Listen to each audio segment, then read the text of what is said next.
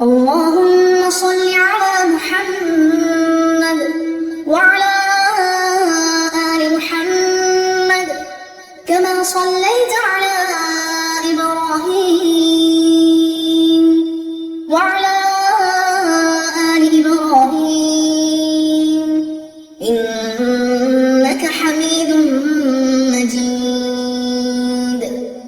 اللهم بارك على محمد وعلى آل محمد كما باركت على إبراهيم وعلى آل إبراهيم إنك حميد مجيد. السلام علیکم. آج کی اس ویڈیو میں آپ لوگوں کے ساتھ 17ویں روزے کے وظائف اور عبادات شیئر کروں گی. تو ویڈیو کا آغاز کرنے سے پہلے چینل کو سبسکرائب کریں، نوٹیفیکیشن کے لیے بیل آئیکن کو پریس کریں. اس کے ساتھ ہی مجھے فیس بک اور انسٹاگرام پہ بھی فالو کریں. تو آئیے ویڈیو کا آغاز کرتے ہیں. سب سے پہلے تہجد کی نماز کے بعد 100 مرتبہ درود قرآنی پڑھنا ہے. اس کے بے شمار فوائد ہیں جو اس مختصر جگہ درج نہیں ہو سکتے. مختصر یہ کہ درود قرآنی کے پڑھنے سے رحمت ربی کا بادل فوراً آ جاتا ہے اور رحمت برسنا شروع ہو جاتی ہے.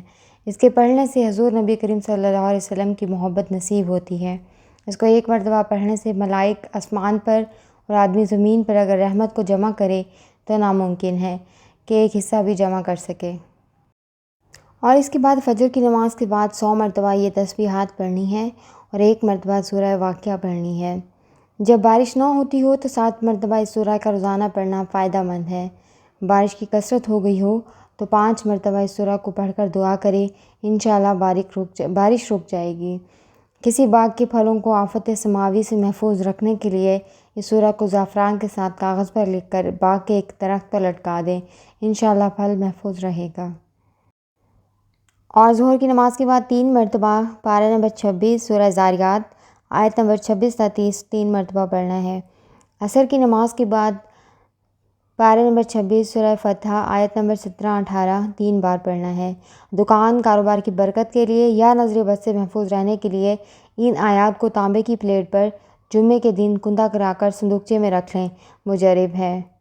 اور مغرب کی نماز کے بعد 3 مرتبہ پارہ نمبر 26 سورہ فتح آیت نمبر 26 پڑھنا ہے. کسی کے آدھے سر میں درد ہو یا نکسیر بہتی ہو، اس کے ماتھے پر زعفران سے یہ آیت لکھیں، مفید ہے.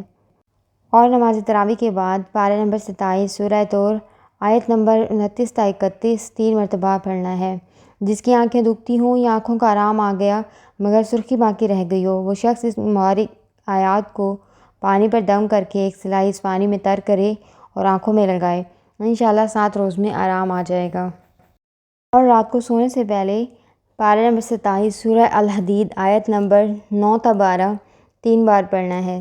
جس شخص کو رات کو سوتے ہوئے ڈر لگتا ہو وہ ان آیات کو تانبے کی پلیٹ پر جمعے کے دن صبح کی نماز کے بعد 12 بجے سے پہلے کندہ کرا کر رات کو سوتے وقت اپنے پاس رکھے، انشاءاللہ کبھی ڈر نہیں لگے گا.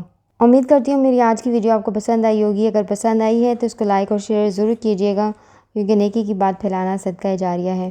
اور اگر آپ نے یہ ویڈیوز ابھی تک نہیں دیکھی تو ان کو بھی ضرور دیکھیں، آپ کو ضرور پسند آئیں گی. اور اپنی دعاؤں میں مجھے ضرور یاد رکھیں.